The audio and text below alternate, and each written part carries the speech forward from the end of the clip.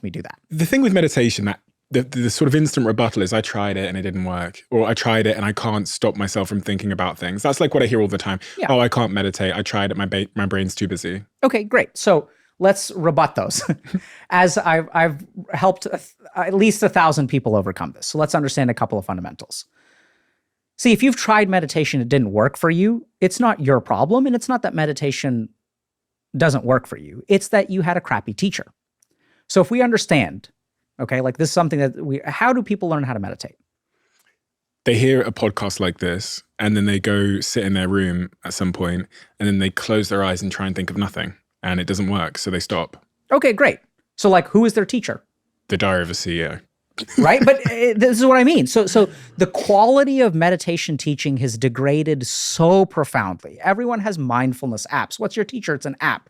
Yeah. So if I were to say like, okay, like, you know, Stephen, you're a pretty crappy surgeon, but you've never gone to medical school. How would you expect to ever be a decent surgeon unless you literally had people teach you?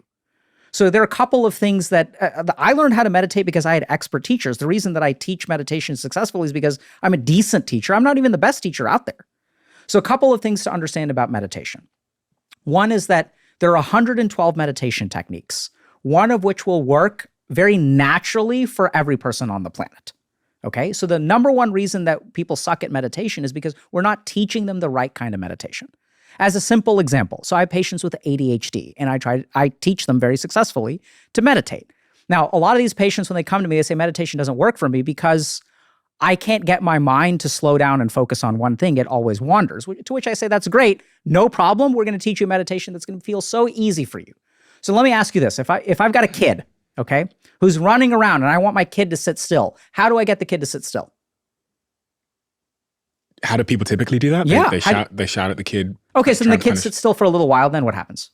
Runs off again. Absolutely. So how do I get a kid to sit still? When does a child sit? When it's playing a game. Okay, so we can engage it in some way. So like this is why, I don't know if you've seen this, but in airports, they'll have like these little play places. Mm-hmm. So the best way to get a child to sit down is to tell it to run. You run, go to the playground for an hour. And then what'll the child do? Naturally, I want to sit down. So when I'm teaching my patients with ADHD how to meditate, I don't tell them to slow down their mind. I tell them to move it as fast as you can. So I'll literally take my patients to a cafeteria, and we sit in the cafeteria, and I tell my patient, you have to pay attention to as many sounds as you can, as quickly as you can. I want you to hear every sound in the cafeteria. Don't miss a single one. Don't pay attention to what people are saying, but hear the words, hear this sound, hear this sound, hear this sound, hear this sound. So what I'm really telling their mind to do is run instead of sit still. Eventually what happens is they're paying attention to sound number 1, then sound number 2, sound number 3, not fast enough, faster. You need to listen to 10 sounds in 3 seconds. Go faster, go faster, go faster, go faster. And eventually the mind gets tired, and then the mind naturally sits down. Easiest meditation in the world. Then they enter dhyan. So what are they doing in dharana? They're paying attention to sound number 1, 2, 3, 4, 5, 6, 7, 8, 9, 10, 11, 12, 13, 14. And then eventually the mind will calm down. It'll get exhausted, and then they'll enter dhyan. And then they've learned to meditate.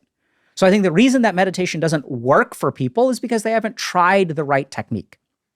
So you look like a guy who exercises. You exercise? Yeah. How do you exercise? Go to the gym, lift the weights. Okay. What about running? Yeah, sometimes. Swimming? No, can't swim. Why not?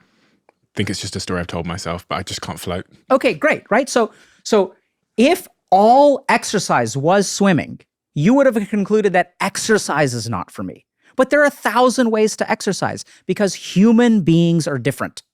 So you just have to find the right kind of exercise for you. And it's fun for you. People will look at you, they'll say, I don't understand how you exercise. Oh my God, it's awful. I hate lifting weights, but I love swimming, I love hiking, I love rafting.